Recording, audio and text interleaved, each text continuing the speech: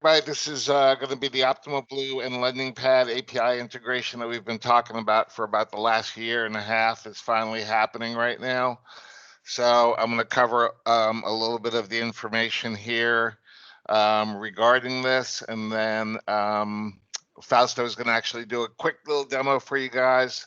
But I'm going to go through this, and then I will also talk to you guys about the rollout schedule, when all of this is going to be happening, so that we can go ahead and get everybody onboarded and working through LendingPad. Oops. All right, so today's agenda, we're going to cover pricing, we're going to cover lead, prospect pricing, loans, entering expanded guideline details for non-QM loans, search product and pricing, lock requests, initial lock request journal information. We won't be covering auto accepts because we don't do those, so it'll be manual. We'll also be covering how to manage change requests on products and profile changes, lock extensions, and relocks. After that, we'll have an interactive demonstration and then a quick Q&A. So just so everybody's aware, the product rollout schedule, if you want to take a quick picture of the slide, this is going to be the way that everything is going to roll out. So on November 1st, we are going to roll out the AEs. We'll all get their logins enabled within LendingPad. Hey guys, can you stop the conversation until we're done with this meeting? It keeps popping up here. It's really disruptive.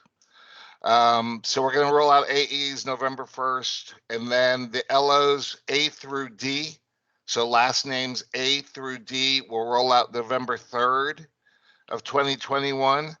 Then we're going to have a cool-off period, which will basically be an opportunity for the loan officers, if they're having issues, this initial wave of loan officers, they'll be able to come back to Fausto and myself, let us know what problems they're having, if there's things that we need to do with Optimal Blue or with LendingPad at that point in time. That'll give us an opportunity to get those issues corrected, at which point we're then going to roll out E and L November 8th through the 10th of 2021. We'll have another cool-off period just to make sure that everything is working as it's supposed to be. And then the final group will be November 15th through the 19th of 2021. So we should have everybody onboarded before the holidays. All right, so obviously to get started, you're going to come to LendingPad just like you normally would. You're going to enter your credentials and log into LendingPad. So the first situation that we're going to talk about here is going to be Hey, Andre, yes. don't mean to interrupt, but all we see is your whiteboard. We're not looking at LendingPad. Yeah, there's So nothing there. Yeah, there's You're nothing not there. seeing the PowerPoint? Nope. No, we just see the whiteboard. Oh, hold on. I see the PowerPoint. I see the PowerPoint as well. I just see a whiteboard with some like pens and pen. And, like, Someone. I had the whiteboard too, but after I exited out of it, I could see the PowerPoint. Yeah, so that's probably what it is. You guys probably need to exit out of the whiteboard. It just keeps popping back up. It's somebody, Deborah Denmark or something, just keeps popping up a whiteboard. Hey, Deborah, can you shut that off, please?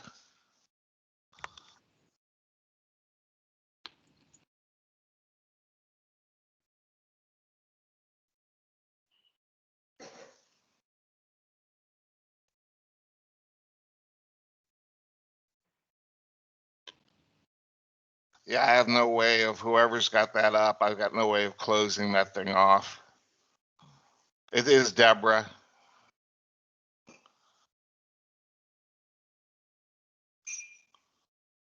Andre, in the setting, can you disable that or not? No, it doesn't give me the opportunity to.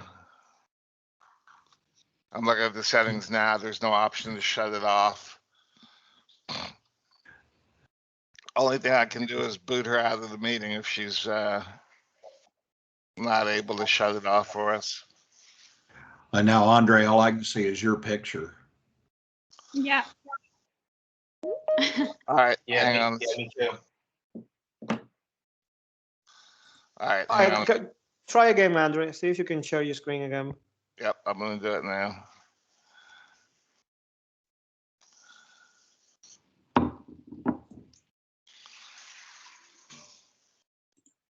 All What's right, everybody? Okay. can everybody see it? I think we're back on track. Yeah. Yep, looks like it. There we go.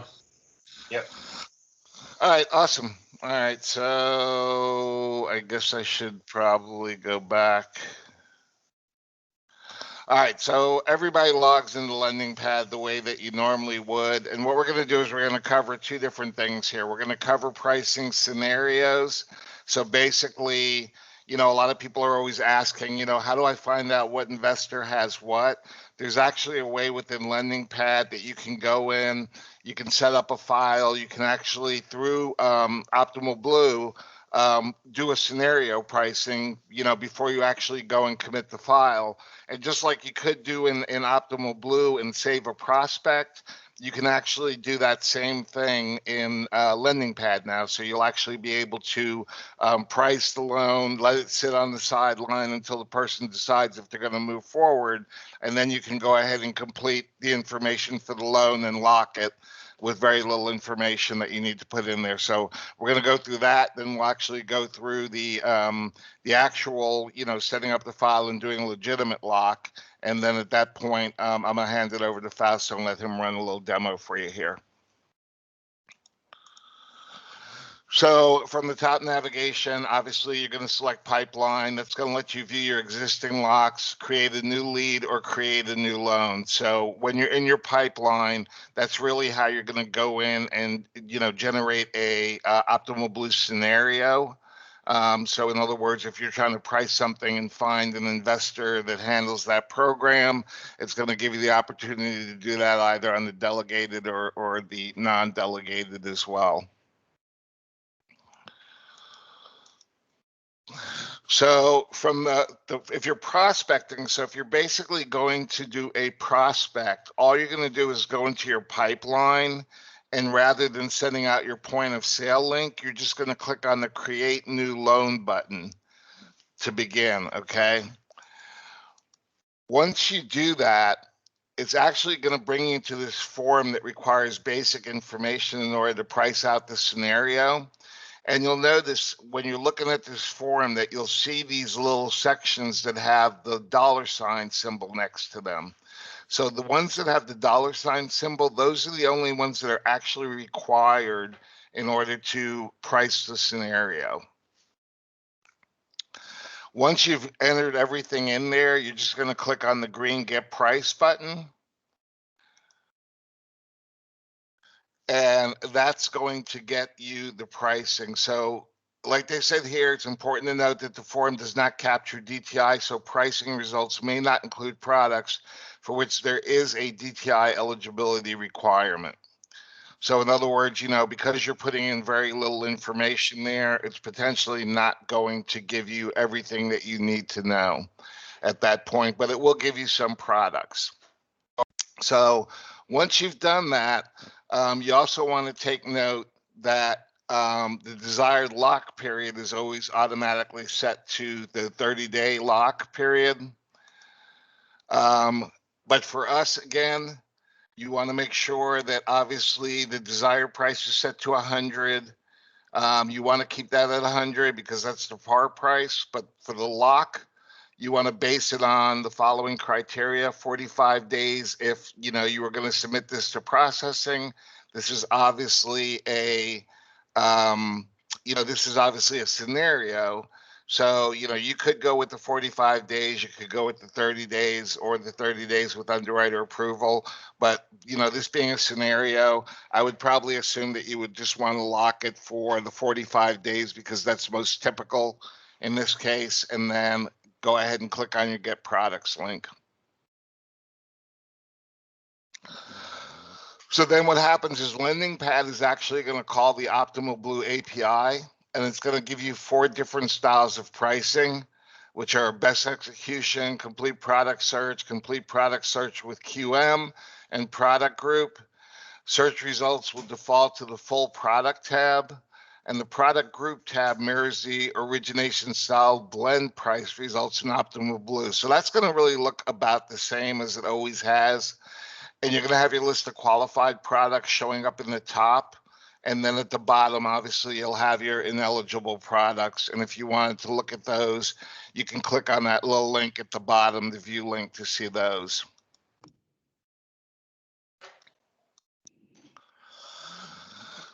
So if you look at the list of ineligible products and you select view in the reasons column, it's going to give you the reason why those loans are disqualified or why those programs are disqualified. It's always good to know that. You know, obviously this is scenario based. So if there's a product there that you're looking for and those eligibility requirements that are disqualifying it are something that may be you know, corrected once the full application is taken. That may change. You know, those products that are ineligible may become eligible, qualified products. So you might want to take a note of that as well.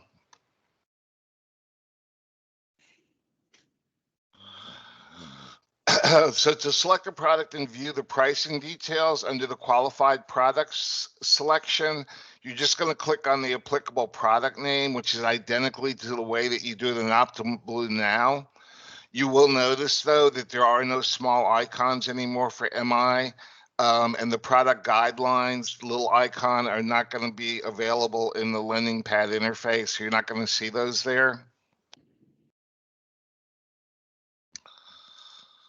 Oops, sorry about that.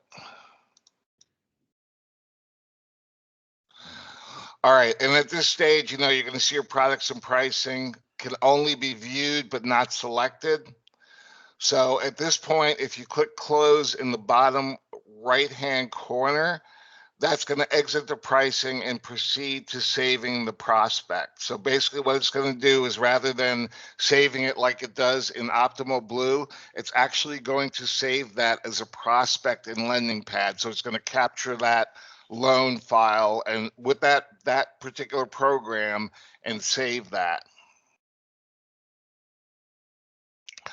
Once you do that and you click on the save button again, it saves as a prospects, and then you can go in and put the additional loan details that you need to put in.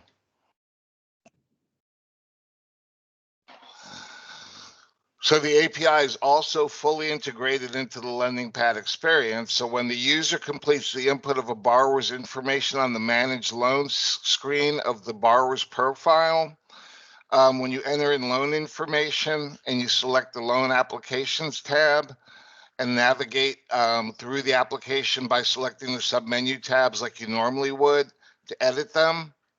Then once you've edited everything, this is actually interacting directly with Optimal Blue. So it's not like with Optimal Blue where you have to go out and you have to manually put the information in there. When you put the information in LendingPad, it is parsing that information through this API to Optimal Blue automatically. So it's going to basically know, you know, what loan program you're selecting, you know, whether it's a non-QM type loan. All of that information is being captured in LendingPad and then pushed out to Optimal Blue. And then, of course, from Optimal Blue back into LendingPad. So you want to make sure that when you're putting your loan information in each section that you're clicking on the Save Changes button at the top of each of the screens, just to make sure that you're keeping track of all of your changes as you're going through each tab. And then if you need to enter expanded guidelines, like details for non-QM loans, all you're going to do is go to the additional tab of your loan, right next to your loan application. And you can indicate that this is a non-QM loan from the additional tab under the high cost and qualified mortgage detail section. So that's something that a lot of people haven't had to do in the past, obviously because you're going out to Optimal Blue and pricing it there. But once you do that here, when this call goes out to Optimal Blue is going to see that this is going to fall under the non-QM type mortgage. So all you have to do is toggle the non-qualified mortgage indicator and then click Save Changes at the top of the screen like you always did before. Then that way it's always going to bring back that type of pricing for you. So if the loan is designated as non-QM, users can complete applicable expanded guideline information from the additional tab under the underwriting section.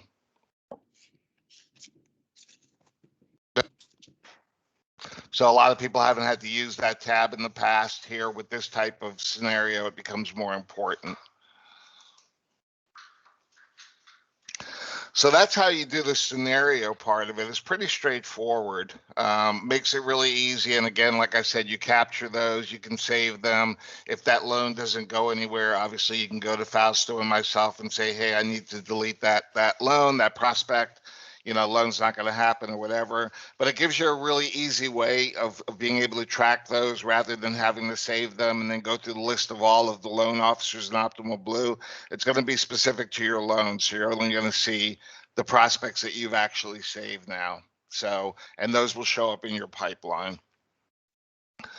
So once you've done that, and let's say, for example, you're going to go fully on this loan. So then at that point, you can actually do your pricing and locking. So you're going to go in, you're going to enter all your loan information like you typically would. And then in the very top right, you're going to see a green Get Price link. It's a button at the top of the screen to proceed to the pop-up. And that way you're going to actually be able to price the loan. So this is almost identical to the way that it is in Optimal Blue. And you guys will see that in the demonstration as soon as Fausto demonstrates that for you. Excuse me. And then LendingPad is obviously going to call the Optimal Blue API to return up to 4 different styles of pricing, which we've covered. The user can then view the pricing guidelines from Optimal Blue by clicking on the product name. So now the guidelines are actually there. You don't have to go in and click on that little white piece of paper icon. And you'll also see the ineligible products. So when you're doing your lock request, you just have to make sure that prior to requesting the lock, that you have the following information completed in the loan application. So this is actually in LendingPad. So you want to have the borrowers and co-borrowers' social security numbers. So, you know, you go to borrowers, edit personal information, social security number, put in the social security number, save changes. Loan officer assignment to assign the loan officer the loan. Obviously, you go to assignments. You're going to be assigned to that loan yourself, so it's in your pipeline, so you just auto assign yourself. After you select the Get Price button and select a product, you can choose the applicable price and proceed with the lock request. So identical to what you do in Optimal Blue. You know, you would click the lock button, but instead you're doing this inside of LendingPad. Then the price details for the selected product display, including rate, P&I pricing, lock period, and price adjustments.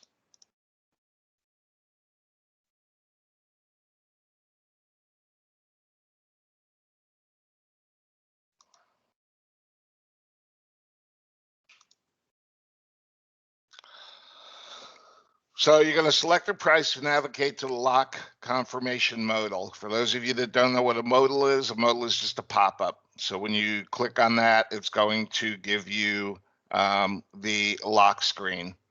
So you do that identically the same way that you do in Optimal Blue.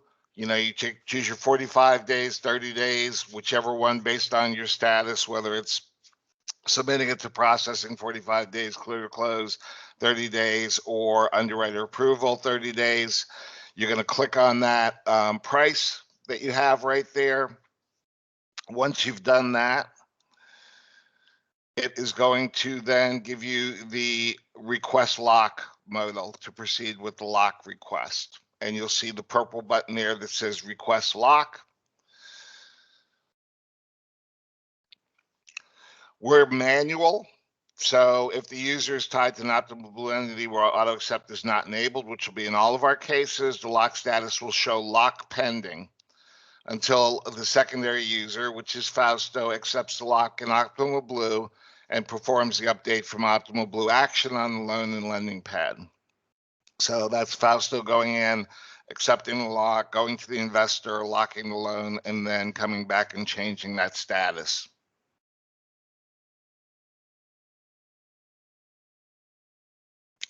Now, for change requests, if you need to change a product, You can open the loan, you click on the lock button, and you'll see the send change request to Optimal Blue from the drop-down.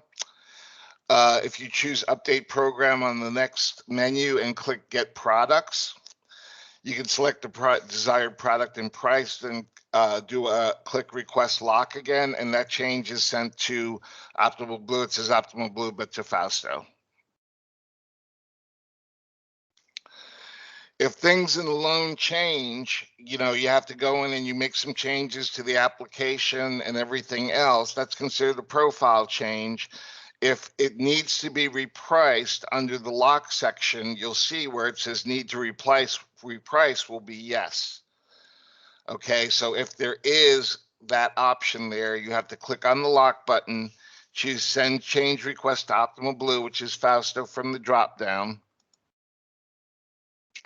and then click request lock again. And then the change is then sent to Fausto.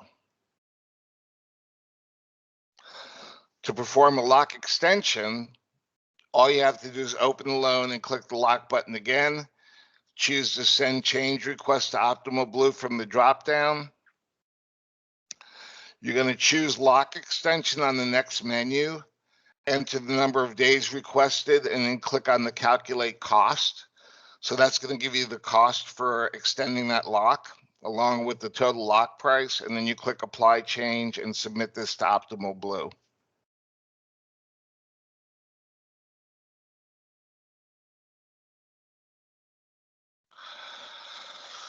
All right, for a relock request to perform a relock, open the loan and click on the lock button again. Choose send change request to Optimal Blue from the drop down. This time you're going to choose relock from the drop down, and then you're going to click on get products. You're going to select the desired product, choose the relock period.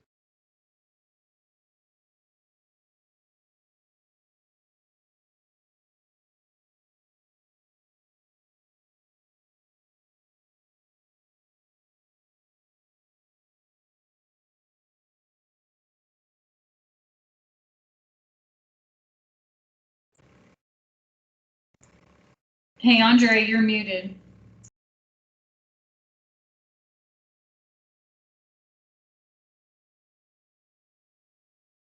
Okay, can you hear me now?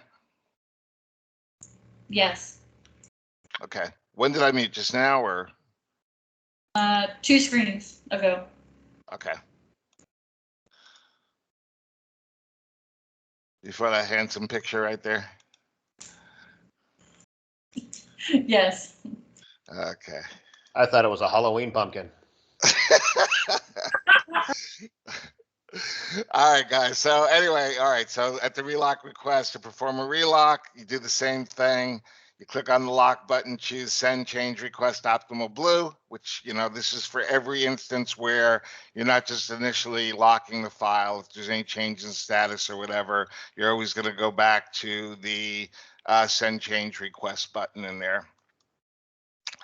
And then you'll click on the request lock button at that point, and that's going to send the request to Fausto. So I'm going to stop presenting. I'm going to let Fausto present his screen at this point, and then he'll cover some of the other stuff. And then if we have any questions and answers that we need, either Fausto or myself will provide the answers if we know them. So again, this is being recorded, so this will be available in the intranet after we complete here. You guys will be able to go in there and see that, and then we'll start the rollout effective November 1st. So.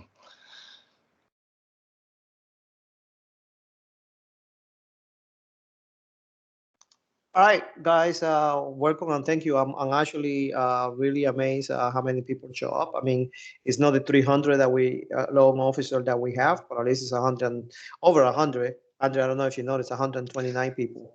Yeah, Which, 129. The rest are all fired, by the way.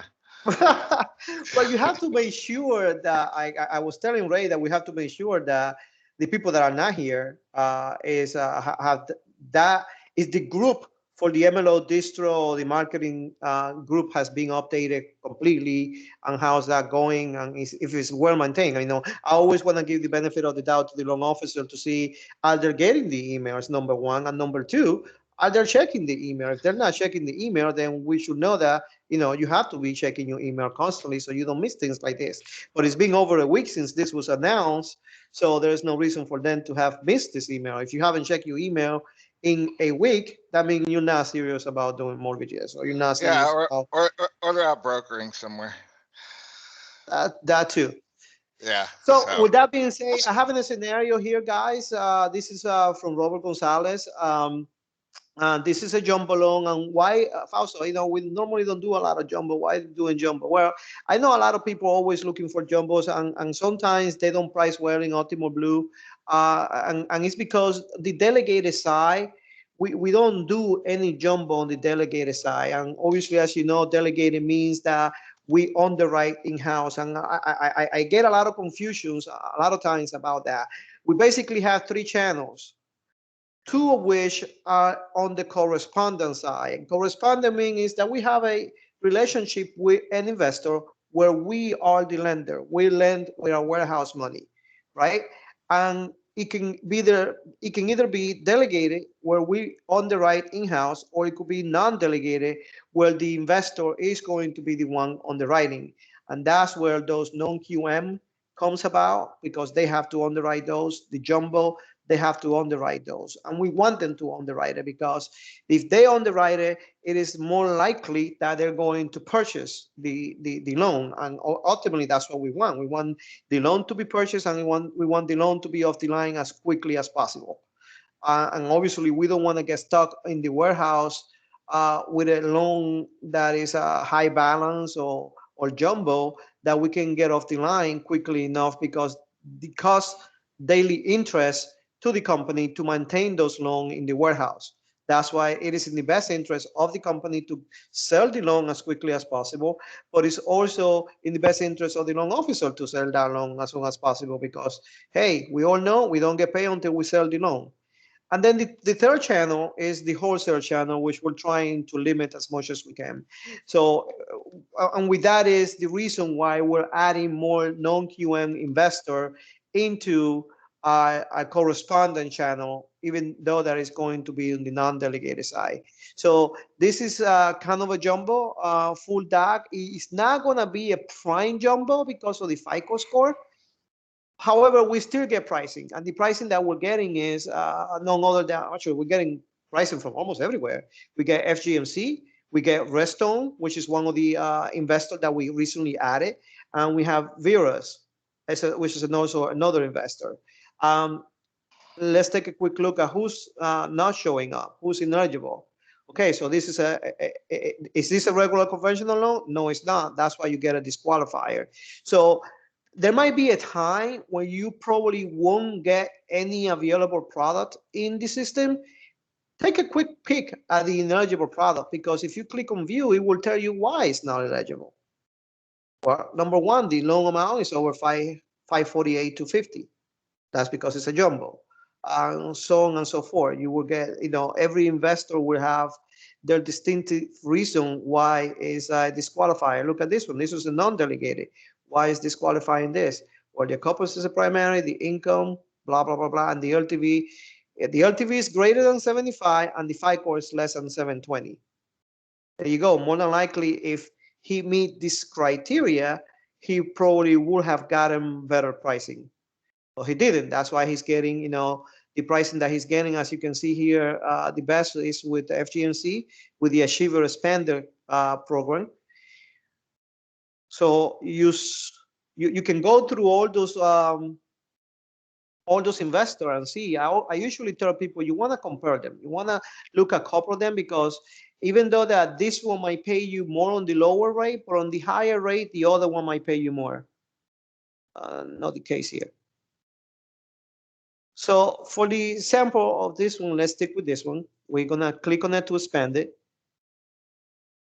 Then we're going to select the rate that we want to sell. I know this loan officer wants to make 2% on the loan.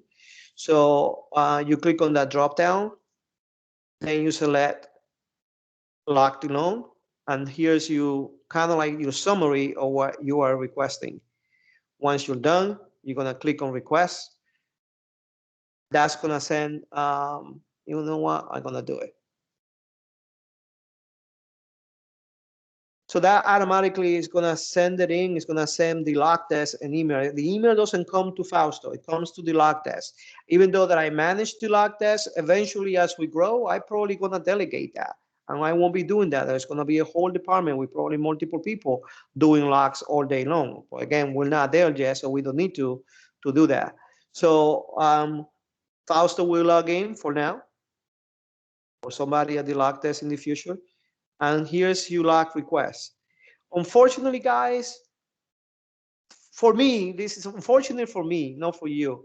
You know, like when you request the lock in Optimal Blue, you have to put the internal loan number. Well, LendingPad and Optimal Blue does not communicate. They get a loan number from Optimal Blue.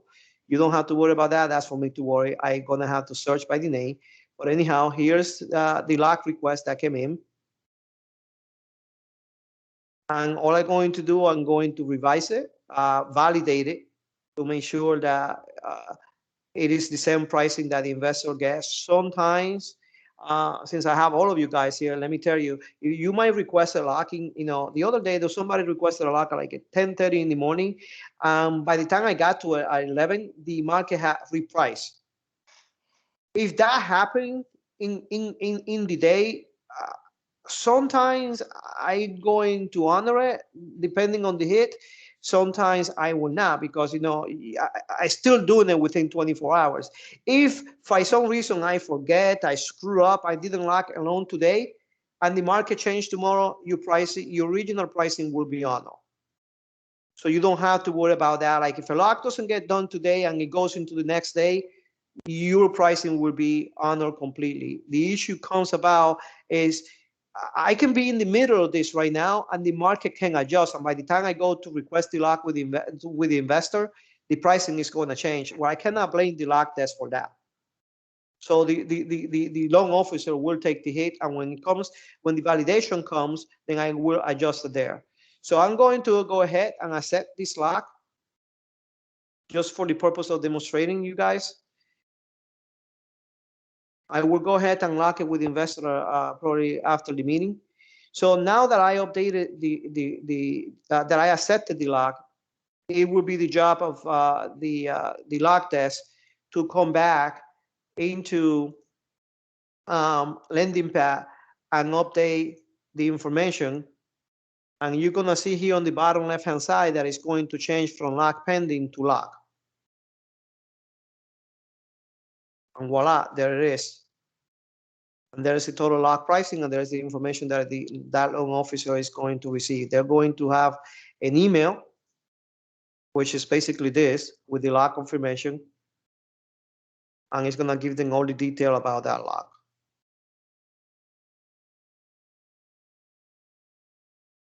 And that's basically it. And again, like Andrew was saying, if you guys want to make sure that you see the expanded guideline, make sure you go into the additional underwriting tab, and you tell them this is a bank statement.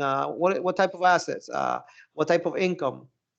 It's a bank statement program. It's a 6 months full doc, asset related, investor DSCR. All those little non-QM program that you guys want to have, you can select it here.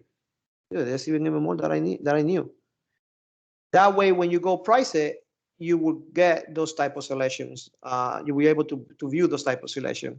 And like Andrew mentioned, if you want to send a change request, go right ahead and do it. And we also suggest if any information, when the underwrite, see this loan is in processing.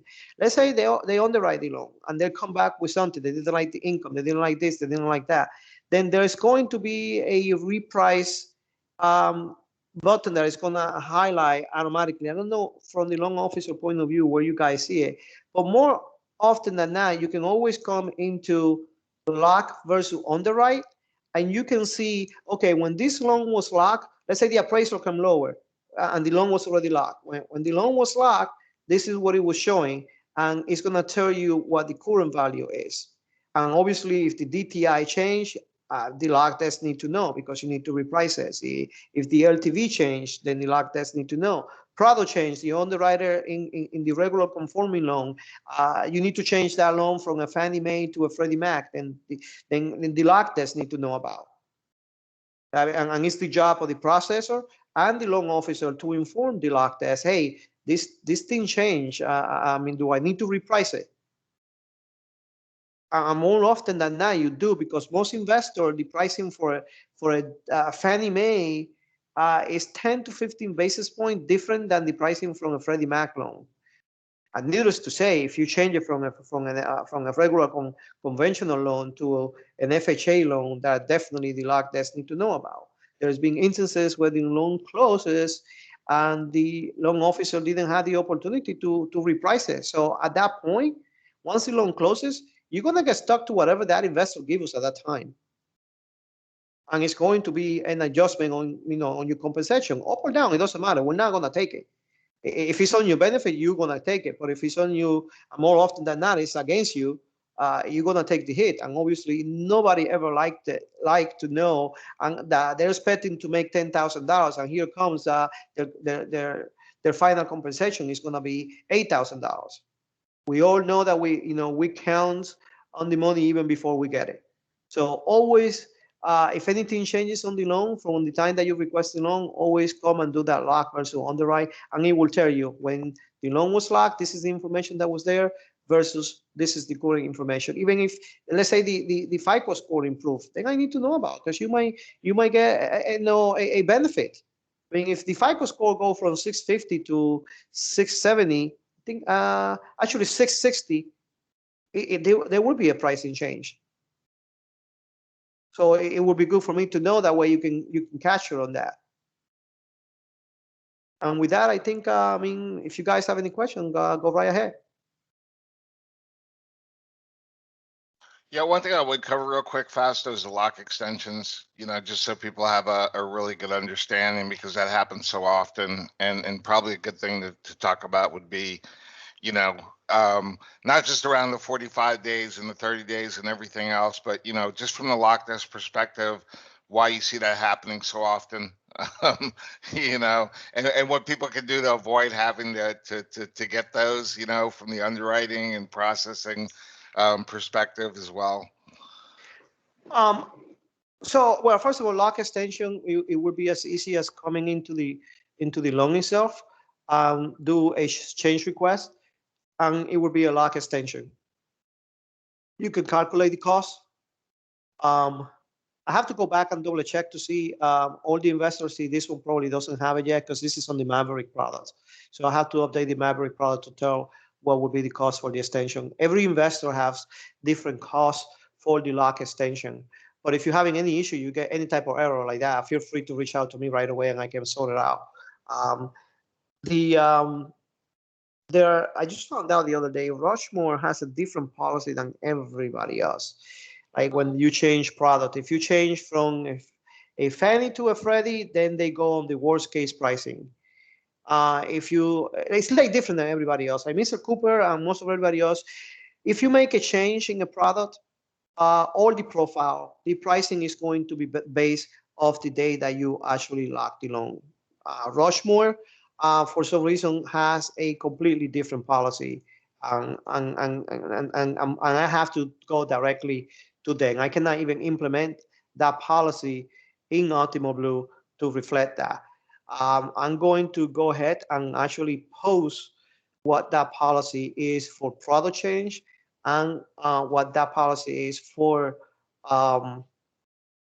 profile change. I'm gonna put it in the chat so you guys know. For Rushmore, anybody that is locking along with Rushmore and the product change, this is their policy right there. Oops, sorry. I don't know if I can change the font now. So the lock extension again, usually most investors is 2 bips per day, and that's 0.02% per day. That is the cost for lock extension with most every investor. Lakeview is cheaper. M&T Bank is cheaper. And the policy has been set properly in Ultimo Blue. So when you request, if you have a loan lock with any of those investors, the policy will reflect properly in LendingPad, because they're just basically coming into Ultimo Blue and grabbing the information in there. So this is the policy for Lakeview. If your lock extension is from 1 to 7 days, they charge you 7 basis points cheaper than everybody else. If the lock extension is from 8 to 15 days, they charge you 1/8. If it's from 16 to 20 to 30 day, they charge you 25 basis point. And then they only let you do 3 lock extension on a maximum of 30 days. So regardless, you can do 7 days, 7 days, 7 days. That will be 21. That's it. You're done. You cannot lock. You cannot request an extension anymore. You will have to go back to the investor directly and beg, borrow, and deal to see what they can do. Like I had to do with New Rest the other day. I had to go to them because there was a loan, Rice. I forgot the loan officer on that one. That I had to call the investor to ask for an extension because they would not let me automatically extend it anymore because I already have reached 3 lakh extension on that loan. Let's take a quick look. FGMC is 2 basis points per day. That's what they charge to lock the loan. Now, as far as why do many extensions have to happen here and there, I will tell you this. I have noticed that obviously a lot of people are requesting lock in the initial preparation of the file. Even before the file gets disclosed, I'm seeing lock requests. I have, by watching a lot of experienced loan officer, they don't do that at the beginning, even though I mean the market is constantly fluctuating, and a lot of you have to do the sale to the borrower, and you want, and the borrower sometimes want to lock that rate. I seen a lot of experienced loan officer, the Paul Swanson, the Patrick Discro that do 10, 15 files a month. They wait until they get an underwriter approval. As experienced as they are, I mean, they might be experienced at doing the sale and doing the mortgage, but they might not be so well versed in prepping or scrubbing the file to make sure that that file is going to pass underwriting. A lot of times what I see is that when an underwriter gets a hold of the file, oh, well, this is not the income, so they get an income reduction, or this is not the DTI change, or things within the loan change that causes either the loan to be delayed or the pricing needed to be changed. So my suggestion would be you first 3 or 4 files if you're a new loan officer until you get a kind of like understanding of how you underwrite it works. Some underwriter might be, harder than other. And I personally will never go against an underwriter as some management part of the company, because the underwriter is a gatekeeper for us selling the loan to the investor. I have seen a couple of people complain about underwriter. I used to be one of them. I used to fight with Holly a lot of time, and I used to challenge her a lot of times. I learned my lesson the hard way. And, don't argue with that woman, because sometimes she might not be able to explain it really well for us that are very inquisitive. Yeah, that is the proper word. We are inquisitive. We want to know the reason why. It's okay, why not? She might not be great at explaining her, but when she say, I don't like this, or that doesn't sound too good, take her word for it. It means that probably the investor is going to have an issue with that file. And ultimately, she's responsible for us selling that loan into the investor. If she screwed up and the investor won't buy a file for us, she's in the hook. Her license is on the hook. So my suggestion is, 45 days, depending on the area that you're in. If you know your appraisal is going to come back quickly enough, then 45 days. If you're going to submit the loan before an actual underwrite or processing, even the process. And sometimes people send files and Jan gets a hold of the file, and there's a lot of things that were not properly filled out. A proper 1003. Remember what Andrew had probably touched on the training. We need a minimum from you. And what is the minimum from the loan officer? A fully complete 1003. Because remember, Jan doesn't know. She doesn't know if this borrower, schooling is, what's his schooling? And they look for this. They look for this school. They look if they're married. They look how long they've been living in the property. I mean, the home phone number need to be there, because other than that, when you print the 1003, when you put it in the package, it won't show. If you don't have, here, I show you.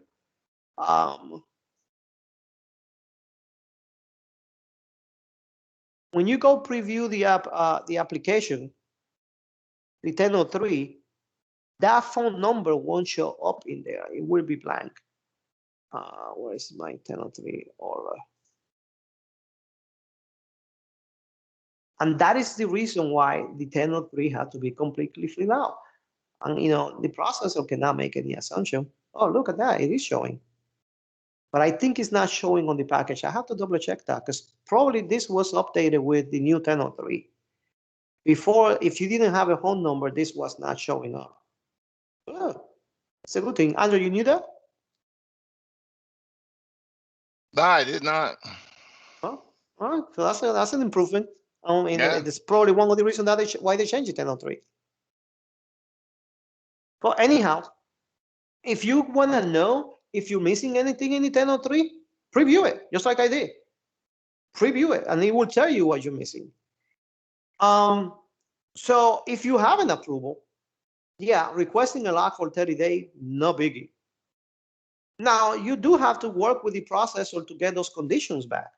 And it should not take you more than 15 days, right? Again, not counting on the appraisal or not counting on the title. It should not take you more than 10, 15 days to get all those conditions. And that's when you and the processor really have to sit down and say, okay, you get A, B, C, and D, and I'm going to get, the rest.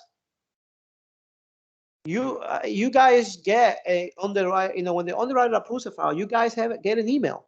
Make sure you are getting that approval email. Go through that approval, call the processor and see, okay, processor, which one are you going to get and which one am I going to get? Typically, you should get every single one that is related to the borrower. Do I need an updated pay stub? Do I need an updated bank statement? You get it from the borrower. The processor will get the gap report, the VOEs, appraisal, title. They're supposed to be working on that. Title, the underwriter will review it last. Fraud guard, the underwriter will review it last. Appraisal, they will also review it last, but at least make sure that they're there. Again, when locking, if you loan is approved, you should not take more than 30, it should not take you more than 15 days actually to get all those conditions back. Send the file back to underwriter so you can get you clear to close.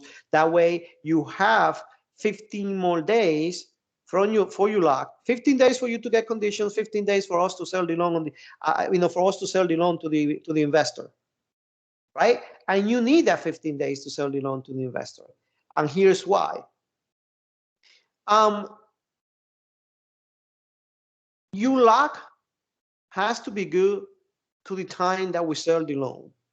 But here's the difference that you guys need to understand. If we upload a loan, let's say this loan closed today, I upload it to the investor today, then you don't have to worry about extending the lock anymore. The investor will do it automatically for you. And most of the time, it's better for them to do it automatically for you because they're going to do it for the exact day. Versus if you this loan, this file is going to close tomorrow, can I extend it for 15 days? Yeah, you can extend it for 15 days, but I might sell it on 10 days. I might sell it on 20 days. So you don't want to guess. What you want to make sure is once that loan closes and funded for the refi, on the purchases, the loan funds on the same day, and usually the next day or 2 days later that we get the package back, the loan gets uploaded to the investor. The clock stops. The clock stops from you part of worrying about. Once you see that the status of that loan went from clear to close to shipping, you don't have to worry about the extension. You still potentially can get hit for automatic lock extension if the loan doesn't sell quickly enough. Some investor will give you 3 days. Mr. Cooper, once you upload the file to the investor, they give you an automatic 8 days rate lock extension. Because their goal is to buy those loans within 10 days. And our biggest holdback on that is the note. The note has to come from the title company to our corporate office, from our corporate office to our warehouse, from our warehouse to the investor warehouse, and from there, they have to clear it. That's our biggest delay, and that's the minimum 10, 15 days. I've been trying to get it faster. I haven't been able to get it faster. I have talked to Diane. I have talked to Chelsea. I have talked to the warehouse. Everybody that needs to be involved in that, and there's no way around it. It's minimum 10 days. Look, I have a $1 million file right now with new res that I have cleared all the conditions already. No, we have cleared all the conditions already. And they're just waiting on the note. The file closed on the file funded on the 22nd, and we uploaded it on the 22nd, which was last Friday.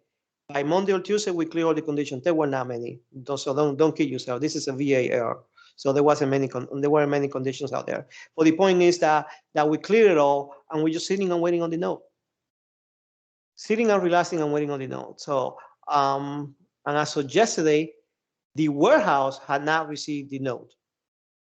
So once our warehouse received the note, they have to do whatever they got to do, and then they ship it to the investor. So that's your biggest delay, guys. And I think I'm going too much and out of the subject, but I just want to make you guys understand about the need of the lock. Make sure that this loan, any loan that you close, gets uploaded to the investor on time. That way you don't have to worry about the rate lock extension. But you lock do have to be good up to we upload it to the investor. And even after we upload it to the investor, does not mean that you could not potentially get hit. You could. That's why it's best for you to have a cushion of 15 days after the loan closes with the lock. I don't know if that makes sense. Your lock should be good for 15 days after you close it. That way you don't get penalized for any automatic lock extension. But from the investor point of view, once you upload it, they clock stop for you. They could potentially assess penalty for the loan not being purchased on time, or for the lock, or how long it took them to buy the loan after the lock expired. I hope that clears it up. So again, the best way to do that is make sure you have 15 days. And here's the thing, it costs you more to extend the lock than to actually, let me take a quick look at this.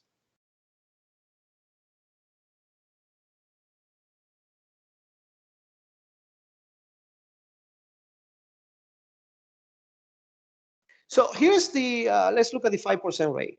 Here's the rate for 15 days, 1.25, 45. Wow, that's a lot. Oh no, that's not 1.25. This is 1.25. This is 1 and 1/8, and this is 1. So here's the difference in 15 days. 1/8 is the difference between 30 days and 45 days. But if you're going to extend that lock for 15 days, it's going to cost you 30 basis points. So isn't it better just to lock it for 45 days from the beginning? You're saving yourself, 18.5 basis points. And that is the point that I'm trying to make. It is cheaper for you to just lock it for a longer period of time from the beginning than to having to extend. With that, I'm done, Andre. Thanks, Pastor. The only other thing I wanted to ask you, if you could just cover really quick, is the MI, since we don't have the MI quotes in here anymore, how that's going to work going forward. Yeah, unfortunately, that's why. I mean, initially, I thought probably by January or February, after everybody was in sync in pricing and getting the lock request to LendingPad, I was going to go ahead and shut down the browser version of Optimal Blue. However, we can't do that. We can't do that because the best way for you guys, and which is important. Oh, geez, I got 4 locks already. The best way to get an MI quote is through Optimal Blue. I mean, because Optimal Blue will have a will let you why is this is not showing because this is already locked. So anyhow, you get the MI button here that you can price for the MI, and it will give you the every MI company that we have. And it will tell you, which one is cheaper, which one is better, which one is faster. Ultimately, the underwriter is going to pick the best. But for you, it is important to know because that can make or break your deal. You know what? I have to be able to search one for one. Hold on one second, guys. Because I want to show you that some of them, the difference that can be.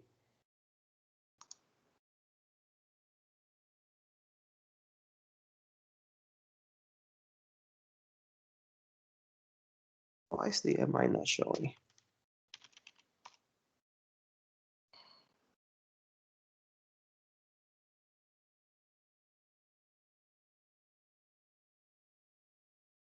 There might be something guys wrong with Ultima Blue. I have to go back in a second. Let me take a quick look at this.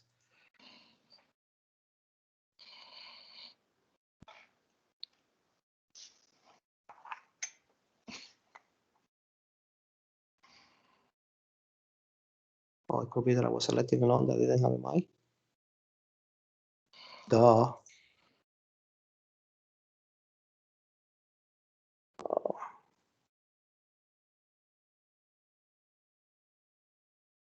Oh, where's my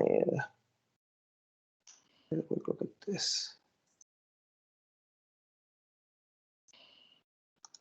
Right, this is an FHA. I change it to conforming.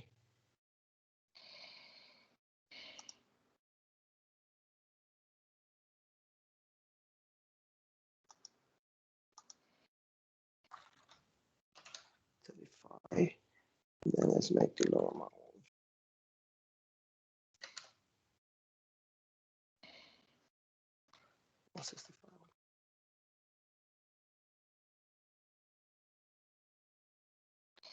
There you go.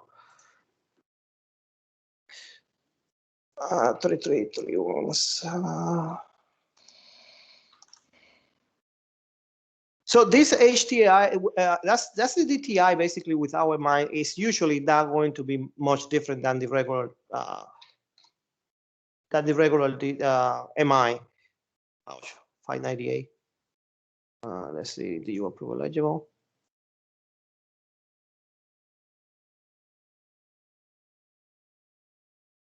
Are you guys able to see the result? Yes. Okay.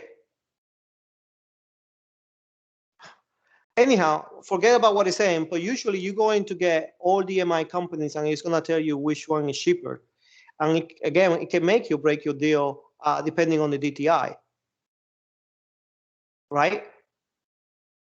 So what you do is come into Ultima Blue, price it out, print the result, and put it in LendingPad under MI quote so the underwriter can see. The underwriter then going to look at this quote and she's going to say, okay, I have access to Radian. Let me take it to Radian or any one of the other company. National MI, we're working in being delegated. That means the way the MI work, guys, if you don't know, once the file is clear to close, we have to send it to the MI company to approve it. And usually their turnaround is 24 to 48 hours in most cases. But if we become delegated with National MI, that means that Holly or Marianne will be able to get us that MI certificate right away. You can't close the file without an MI certificate, right? So that's why sometimes even after the file is cleared to close by the underwriter, still need to be cleared to close by the MI company. But again, if we are delegated with National MI, we'll be able to clear the file right away. So if your file get cleared to close in the morning, you'll be able to close in the afternoon or the very next day. And you wouldn't have to wait for the MI to come back. But it's always, again, the point is, it's always to go into Ultima Blue once you have your loan information and put it in there. It doesn't have to be a SAT. I mean, just try to match everything as much as you can.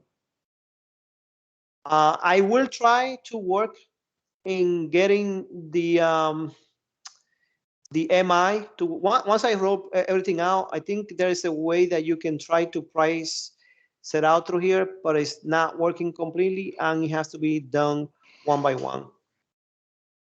Oh, it's not here because this doesn't have MI. 80%. But again, the difference is, you know, what Ultima Blue has, where you can price it all together side by side. You cannot have that with LendingPad. I mean, we ask, and they say that that's something proprietary, or whichever way you say that, to Ultima Blue, and they won't give it out. They won't give it out to LendingPad for us to be able to price. But we did try. Is that clear, Andrew? Yeah, absolutely. Yeah, so we have a couple of questions, Fausto. I'm going to start Frankie Mendoza. Frank, if you want to unmute, go ahead and ask your question.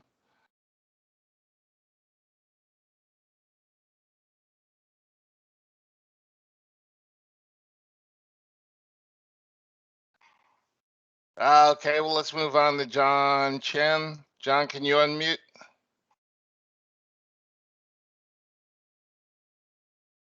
Hello? Yeah, Can hey, you hear me John. now? Yes, we can. All right, hi. Thank you for taking my question. And this was back when he was talking about locking, and he showed that what it was and what it is now. And he said, what if it goes up to a 660, you'd get better pricing. So if I pull credit on someone again, what if their FICO goes to 620 from 640? Can I ignore the new one if it's still a valid credit pull? Can I use the original one? Or is it automatically going to assign the new credit score? That's a very good question, and it has happened before. Yes, but now you're on the clock.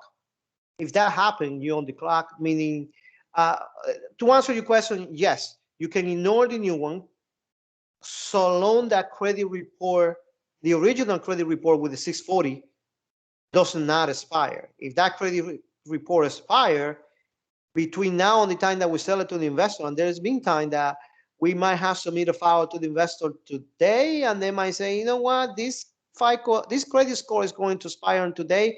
Go ahead and send me a new one. Then you're gonna get hit. Just like yesterday, we had a file. We closed that file in September.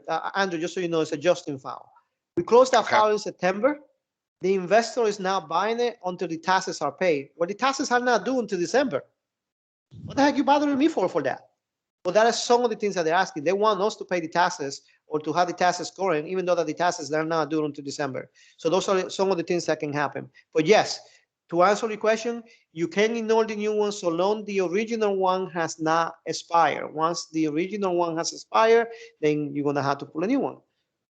Which at the same time you can work. I mean, we had a loan officer that the FICO score went down, and she was about to cancel the file with the borrower. And I told her, well, what causes the FICO score to went from 623 to 603? Oh, she went and got a new loan. What? If she doesn't need the money, tell her to pay it off and do a rapid rescore. She did, and when her FICO came back after she did the rapid rescore, it was 639, I believe. And now we have a loan, and we're about to close on the 8th, I believe, November 8th. So that can happen. But at least you know. At least you know and you're prepared. So again, to answer your question, yes, you can. Thank you very much. All right, and then we got Derek. Derek Leopold, our good friend Derek. Derek, you want to unmute? You guys got me? Yep, we do. Okay. My question, thanks for the presentation, by the way. My question is on wholesale pricing. I noticed that you mentioned there were 3 areas that we're working in. And I want to know if the wholesale pricing will show up, since we did get new information about wholesale pricing yesterday. And then can you lock wholesale pricing in OB? And then finally, my third question is, you know, there are certain overlays that you're getting in wholesaling when you're working with those AEs that, you know, those overlays don't necessarily, or do they, correct me if I'm wrong, do they transfer over to our in-house scenario? So when we can go non-Dell, sometimes going wholesale, they have different things that they will accept from us. So if you could just address the wholesale pricing, if it's going to be available in LP, and then the lock, if it is, will we be locking it in LP through OB, and then overlays versus wholesaling? All right, 3 questions. Number 1, are we going to get wholesale pricings in Ultima Blue or LendingPad? No, we're corresponding We're trying to stay correspondent. We're trying to limit the wholesale channel. The only time that we want to actually wholesale is when, my God, Fausto, this is either I take a wholesale or basically it's a dead deal. Okay, you know what, Leopold told to you, account executive, and we can make an exception on that. But if technically, if we're able to do the deal in-house, we want to bring it in-house, whether it's non-deal or whether it's correspondent. But no, we will not price, we will not have any wholesale pricing in Optimal Blue. You will have to do those pricing through the lender itself. The second question's about overlays. So let me think of a second. So Rocket, for example, we had a relationship with Rocket on the wholesale channel and on the correspondent channel. Correspondent was non-delegated, meaning that they underwrite it. Well, technically, the overlay should be the same because the overlays, but what are the overlays? Overlays basically are guidelines on top of the guidelines. Overlays are basically, listen, the agency tells you that you are able to get a conventional loan with a 620 FICO score or higher. Well, Mr. Cooper might tell you, I don't give a shit what the agency say. I will not buy any loan with a FICO score less than 640. Last year, when COVID hit and we were in the midst of the pandemic, most of the investors raised their minimum, even FHA. I was trying to price a file for Robert Gonzalez last year. On a 690 FICO score, he couldn't get much of anything as far as that. So that is an overlay on top of it, on top of the guidelines. Overlay is a guideline on top of the guideline. So to me, it should be the same. Fasto, I may have mislabeled that as an overlay when I think maybe I'm speaking of an exception. So sometimes you can get exceptions in wholesale, right? Sometimes a 619 FICO versus a 620. Sometimes they will give you 5 more points, 5 more percent LTV. Those types of things. Are we going to be able to do those kind of in that non-delegated kind of space, non-QM? Will we be able to get exceptions or request exceptions? We could, and we have. It just doesn't happen often.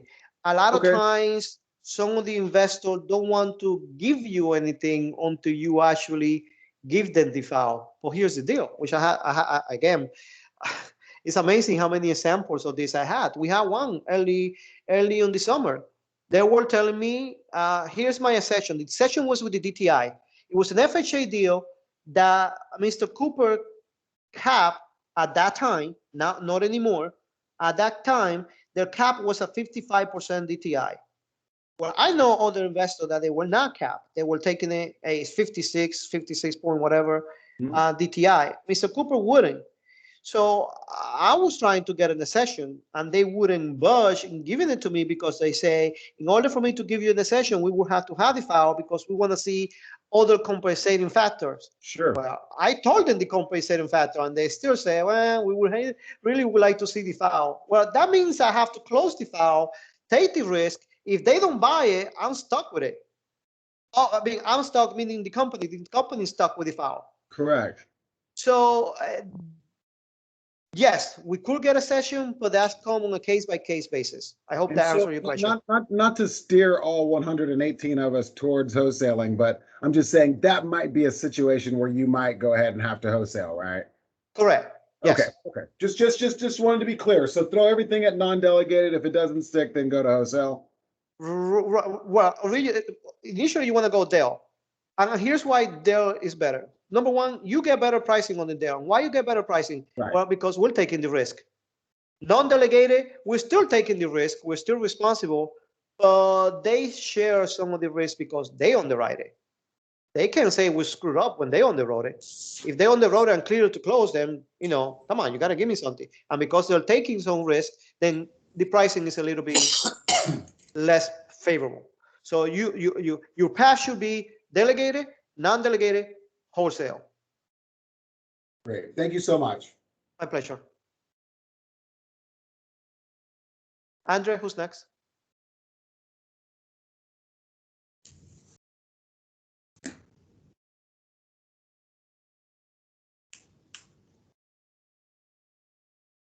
Hey, Fausto, it's Marcus. I'll fire off a couple quick questions while Andre's digging up the next. So just to You confirm, don't get to ask question, Marcus. Get the heck why out the of hell here, man. not?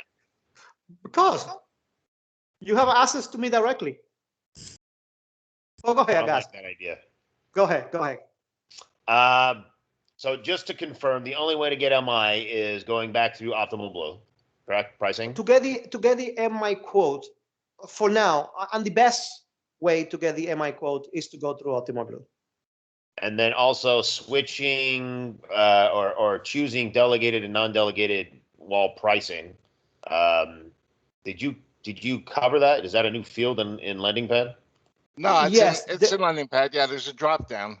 Yes, Okay. what happened Right. is this user that I use for the example doesn't have that privilege. That is a loan officer that's been with me for a long time. So he doesn't get to go non-del. He doesn't get to go wholesale. He's strictly delegated. Got He's it. a Florida loan officer. You know, Florida loan officer don't bitch about pricing. It's basically, this guy, he's making, it's a $960,000 loan. He's making 2 points on the back and he's going to charge 2 points on the front. Here, don't believe me? Here it is. He's Hey, my Fausto. hero. Yeah. Hey, Fausto, just switch to yourself so that you can see one and just pick any loan and just do it so you can see where the drop down is. I am myself. I just switched the. Yeah, just pick another loan. No. You don't understand. Fausto login has the team manager pricing on this loan. Ah, okay. Gotcha. And just because he's wearing a dress doesn't mean he's not himself. Marcus, All you right, said you had other question. What was the other one? Yeah. You know Oh, what? Marcus. That just made me lose my other question. You had if MI I've got quotes, that one. Yeah, if I got a client on the phone and I just want to do a quick quote, I still got to create a new file in LendingPad to get the price. No, go to Optimal Blue. That was the other thing that's the other reason why I went against getting rid of the browser version of Optimal Blue.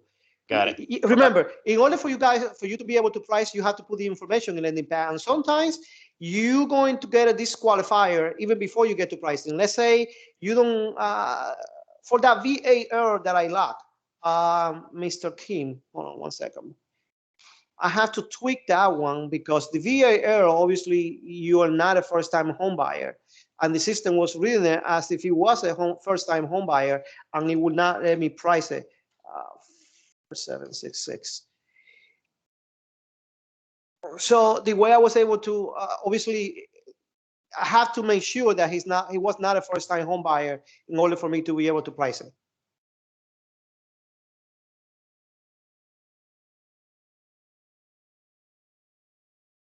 Of course, it's going to price now. Oh, there you go.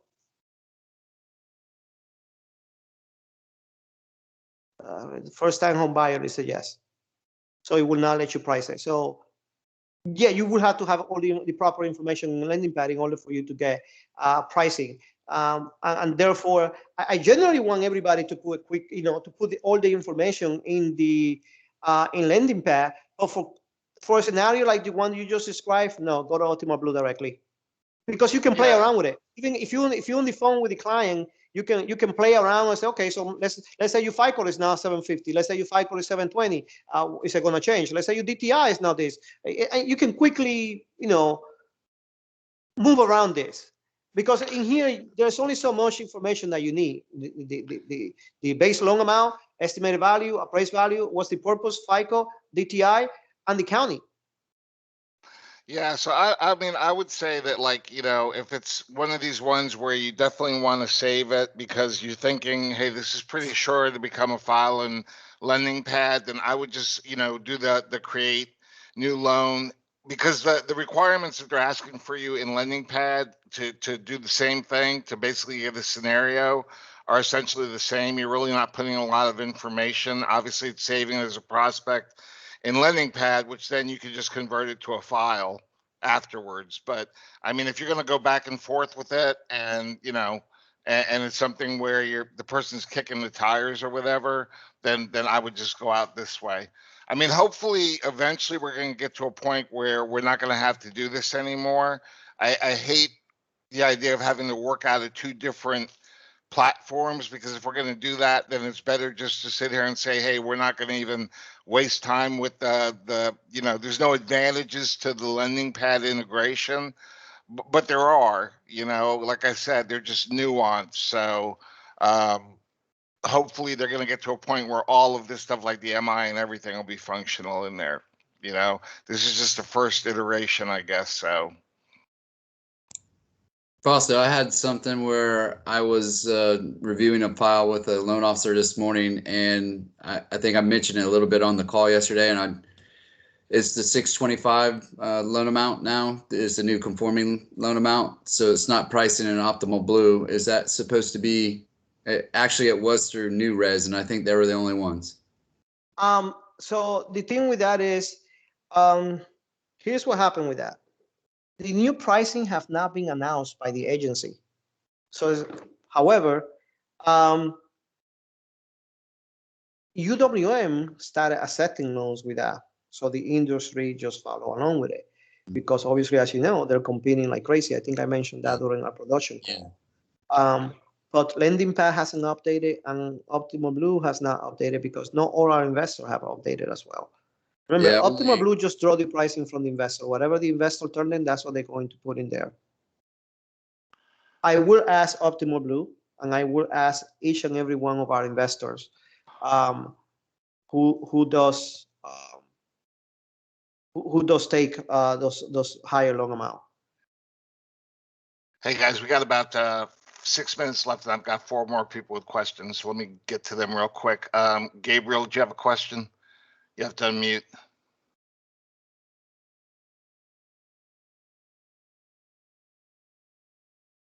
All right.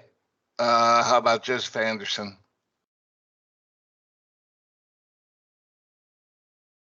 Guys, if you got your hands raised and you got a question, you got to unmute yourself. Otherwise, you can't hear you. We're trying to get rid of stuff. I'm just glad this is going to be on the internet because it's just a lot.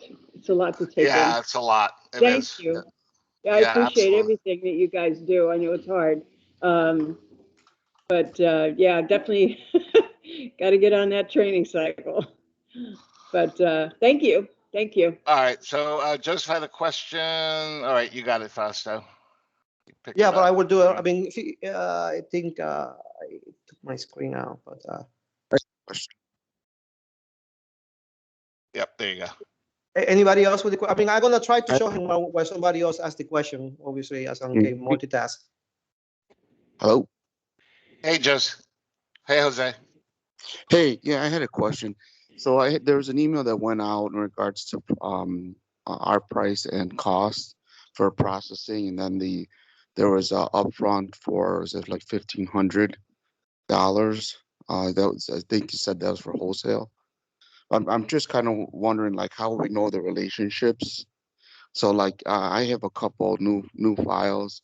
One with being the bank statement program. Athens said that they would do the loan, that it qualifies just from the initial information. Where do we put, I guess, to charge those costs? How will we know? Because on those deals, there's no yield spread on it, and we have to charge everything up front. So how we know? All right, Andrew, let me answer that. So guys, there's one thing that's happening a lot. I mean, for you guys that are, first of all, remember, we have investors in-house, meaning correspondent that can do those bank statement program or those non-QM program. However, if you must, and if you will, broker a file, you have to make sure that when you're brokering a file, we're no longer the lender. And when we are not longer the lender, I'm just going to use this for example, then the fees that are automatically here are not longer valid because we are no longer the lender, meaning the underwriting fee that Obsidian charge is a fixed charge, right? Processing is depends. If we're going to have in-house processing, it should go on Section A for when we are the lender. If we are not the lender, we're not allowed to charge a processing fee on Section A. because that's a fee to the lender. And because we're not the lender, we're brokering the file, we're only the broker, then you cannot charge that. Your fee will have to definitely be a third-party fee. And if it is a third party, that person must be licensed on that state, right? So let's say I have this loan and I'm switching it to a lender. I have to go down to the bottom right here, lender information, and I have to select the lender that I'm changing it to. Again, this is if it's wholesale. So let's select AD Mortgage. We select AD Mortgage, we save it. When we save it, now we have to input the fee. The underwriting fee is not longer Obsidian underwriting fee. It will be the lender underwriting fee. Every lender, Rocket, A&D Mortgage, Atas, Homebridge, any of those wholesale, they have their own underwriting fees. And that's what you're going to put in there. The only fees that you should be concerned or worry about is making sure your origination fee is there. Making sure the credit report, if you are going to have a third-party processing fee, make sure you have it. And obviously, it's going to be on Section B, not Section A. Appraisal fee and title fees, because remember, the lender, the broker, wholesale, are also the one that are going to disclose that early. That's why they ask you, okay, tell me what your fees are. Meaning they want to know what your origination fee is going to be. If you're going to give any discount point, they want to know what the appraisal fee is. They want to know what the processing fee is if you're using a third-party processing fee, and they want to know what your title fees are. That is the difference. And remember, you have to move the file along the same way that you do if you're doing an in-house file. Most people forget that when they're a broker. Unfortunately, guys, when you're brokering a file, it's double work for you guys, because you have to put all the information in LendingPad, and then you have to upload it to that lender site or that lender portal in order for them to have the documentation. But all documentation should come here first. If the file is in processing, you should move it to processing. Once that lender approves that file, then you processor should come and update the status to approve. When that lender clear the file to close, they should come in here and update that file to clear to close. When that file closed, they should come in here and update that to close.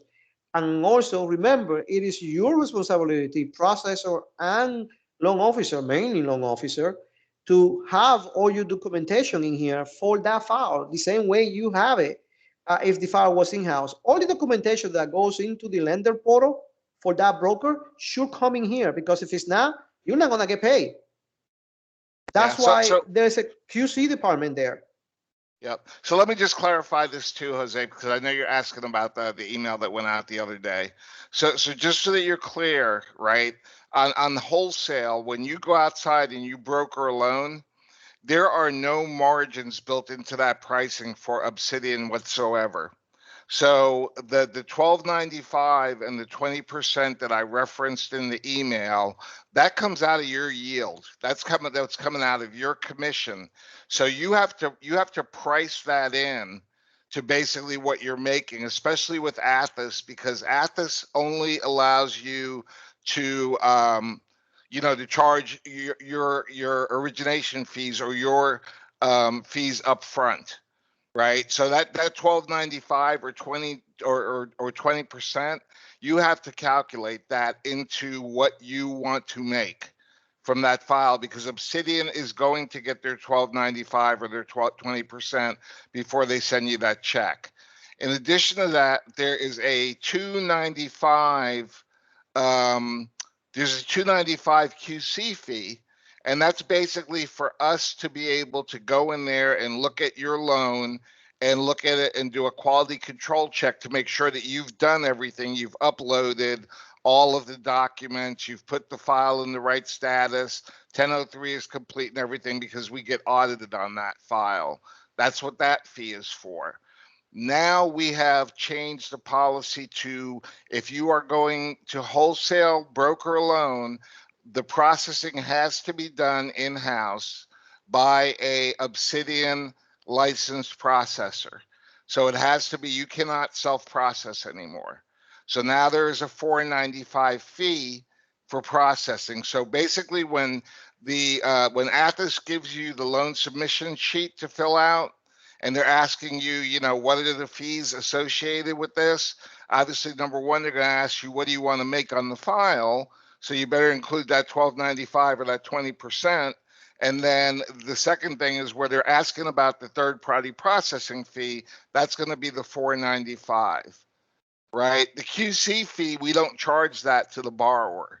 So that fee also comes out. So all in, you're looking at, you know, roughly around $1,500 or 20% of whatever the yield is going to be on that file. That's what you're going to make. And then there's a $4.95 processing fee that goes to the processor. Now, the processor, because we're doing in-house processing, they're supposed to do all of that portal work for you. But you're supposed to do everything, like Fausto said. With us, LendingPad is our system of record. So you have to originate the loan in LendingPad just like you're doing it with Athos. Everything has to be the same. You've got to do everything in there that you would do. And then once the loan closes, it's your responsibility or the processor to get a copy of the fully signed, fully executed documents from closing, upload those into LendingPad, and then make sure that the LendingPad status of that loan is closed. So that's the difference. That would be something that the processor will be doing, correct? Correct. Okay. Because the only thing, depending on the loan size, so the cost, because I'm guessing obviously Athens or whatever, they're going to have their own processing and their own underwrite, you know, processing QC fees also. So, you know, as far as like the charges to the loan. No, the wholesalers don't charge the processing fees.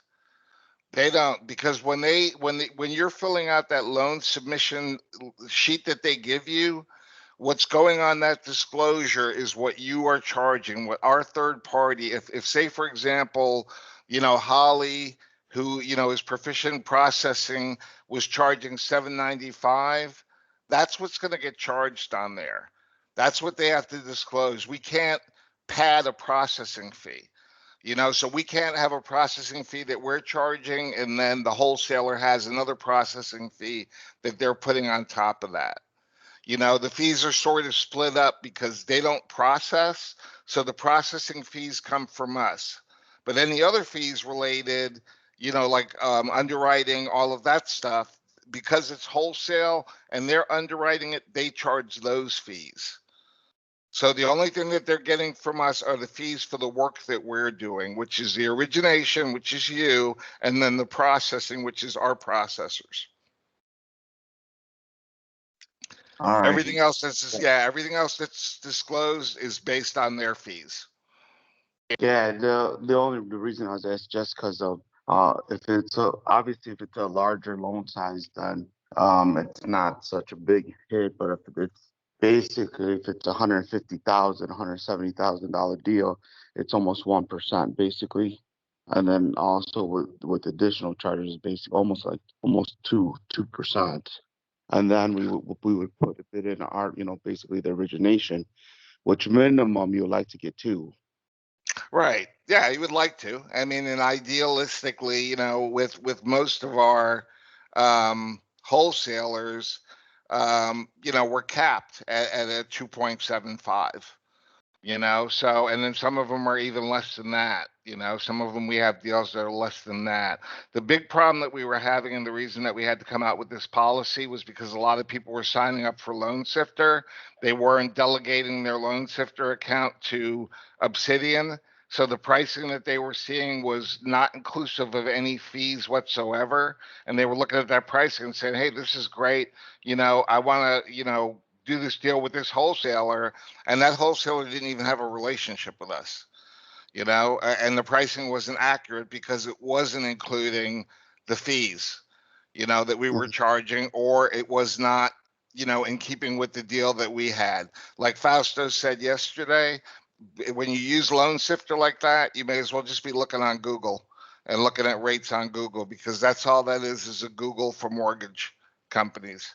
You know, you could go to Lender Price and get the same pricing and not even pay for it, you know, because we're not affiliated with those folks. So that's why the AEs at Obsidian, they have the legitimate login for the Obsidian pricing for the wholesale side, and that's why the approvals have to go through them now. Gotcha.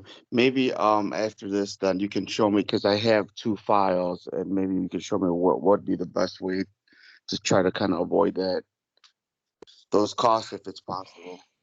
Yeah, I mean, you know, the you know, the I guess the train of answer is thought. go correspondent. Yeah, pretty much. Like I was going to say, Marcus just said it for me.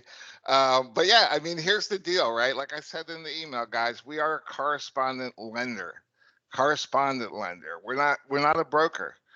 You know, so we let people broker. We understand there's circumstances where, you know, you're to get a deal, you're gonna, you know, have to go wholesale on some things. And we get that and we understand that. But we want to make sure that, because we've had a lot of circumstances, you know, and Marcus can tell you, because he's in a really hard market out there, you know, where it's hard to compete, but he does have loan officers that are getting deals, you know, that are not going out the wholesale route.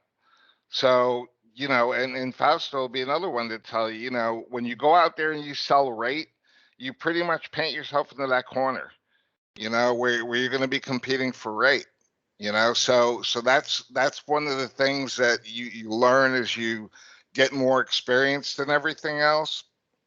But at the end of the day, we are a correspondent lender.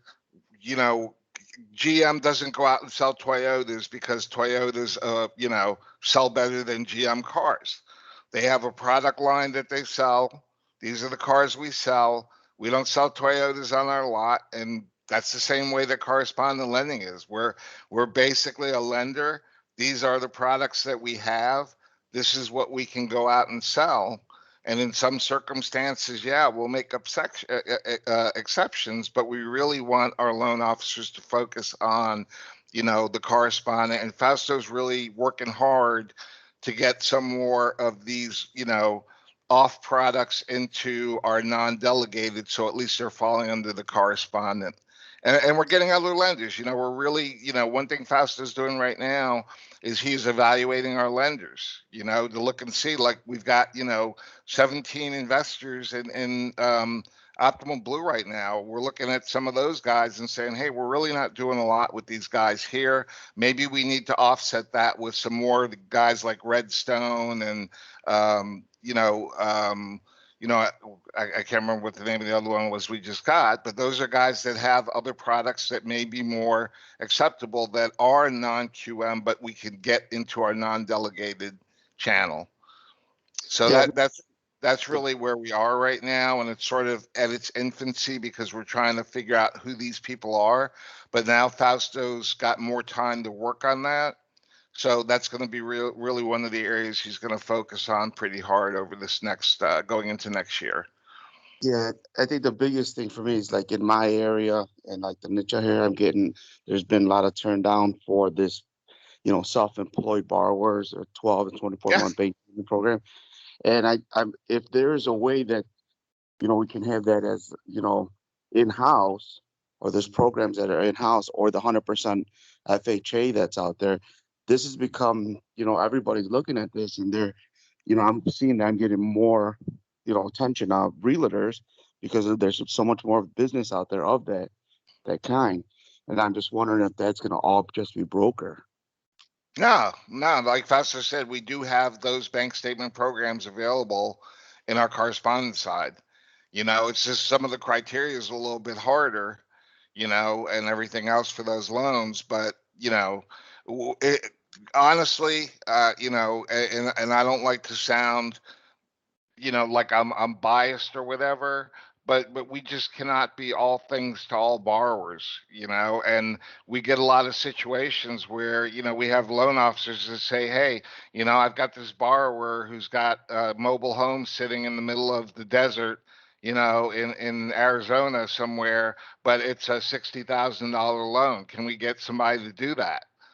And at some point or another, we just have to sort of look at what we're doing and say, hey, you know what? We're not going to get every deal, but we are going to, we're going to sell what we sell.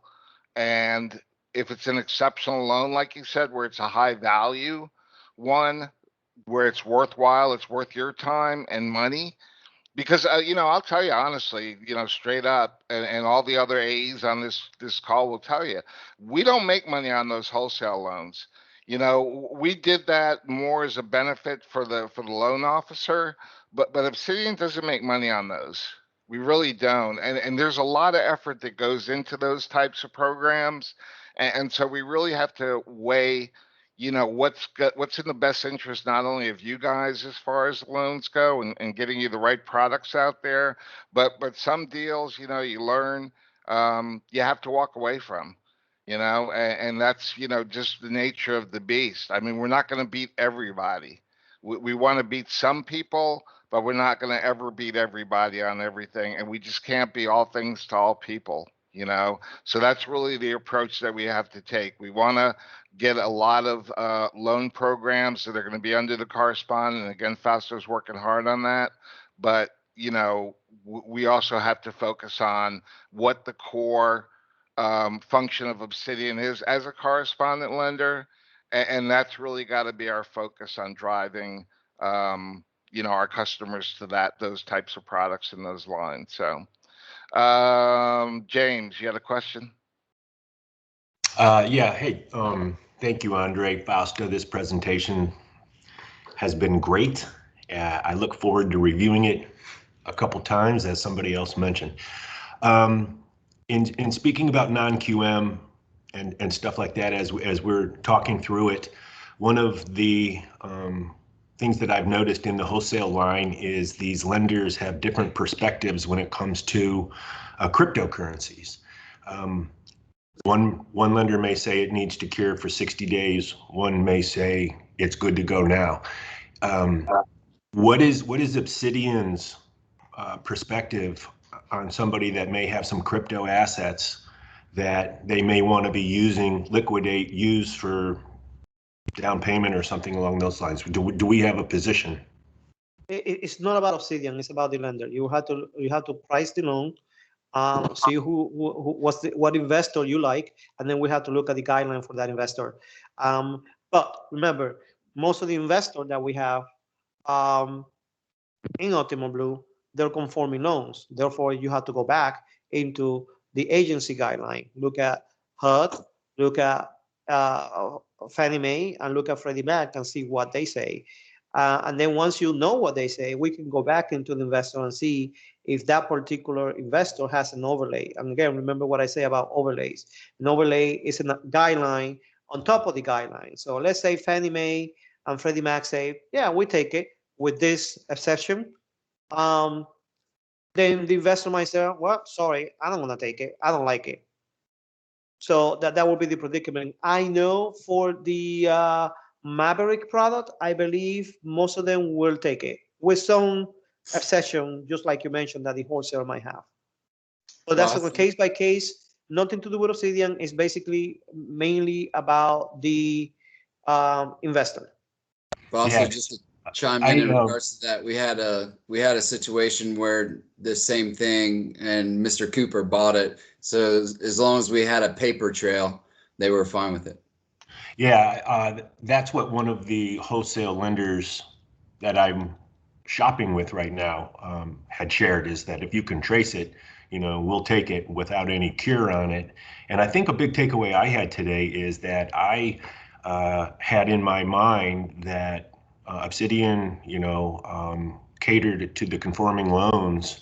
But I'm learning today, and I think it's tied in with Lending and Optimal Blue becoming one. I'm going to plot on November 3rd as getting involved in this, is that there are bank statements inside our corresponding lending that we can get to. I was thinking that anything non-QM had to be outside of Obsidian because it wasn't conforming, but I learned today that that's different. And it was, don't get me wrong, it was like that. Last year, obviously we didn't want to have anything to do in-house with the non-QM. I think not too many people leaving. Some of our non-QM investors went away. Now you have Veros that we just brought it back into our correspondent side. They went away. Deep Haven completely screwed us because we had a loan that it was about getting ready to be purchased by them March 20, and then they came back and say, sorry, we're not going to buy it. And we got stuck with it because it was a bank statement program, 10% down, 90% LTV. Nobody else will touch it.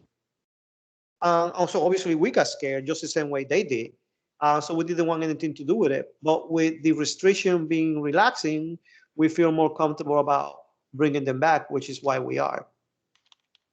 Well, it's good to hear. I've got a couple that are in combination of non-QMs, bank statements, cryptos. It's exciting times. Appreciate your answer. Thank you. All right, guys, I know we've gone over quite a bit. Angela, you got a question real quick? Gotta unmute. Angela Campbell.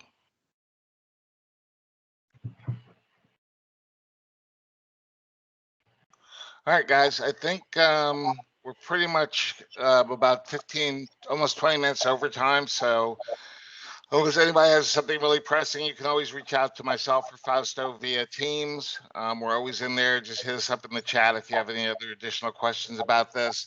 Yes. Hey, you guys gonna do like an application in Spanish or not? There's actually one in there. If you go under the print forms, That's in an application? yeah, if you go under print forms, and then you go to settings, you'll see there's one in Spanish under there. Okay. Now, I don't know if it's every form in the package, but I'm pretty sure the 1003 is in there in Spanish. Okay, because every Spanish person I've had, I've always had to put everything in Spanish for them. Like, yeah, no, if you go in there, I'm pretty sure we have the 1003 in there in Spanish as well. Hey, Gabe, I'll show you how to do that as soon as we're done with this training, okay? Cool, Awesome. cool. Thank you, MJ. Oh, somebody's sharing the screen. Is that Fausto? Yeah, see, it's right there in Spanish.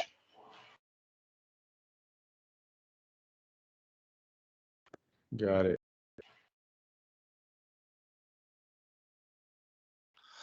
All right, guys. Well, I'm going to give you the rest of your day back. This recording will be available in the intranet here probably within about the next hour or so under the training hub. So if you need to watch it again, you can. The other thing that I'm going to do is I'm going to be sending you guys out or putting in the intranet the Optimal Blue guide for this. So there is actually a written guide that we have that walks you through all of this stuff as well that we use for the PowerPoint. So I will make that available to everybody in the intranet under the loan officer resources. You'll see it in there. It'll say Optimal Blue LendingPad integration. It'll be in that folder. All righty. So thank you guys. Thank you everybody for attending. I know this was a little bit long and a lot of information. Obviously, again, if you have any questions, we'll be able to answer those through the intranet, myself or Fausto. And we'll start to roll out November 1st and see how things go. So looking forward to getting y'all's feedback.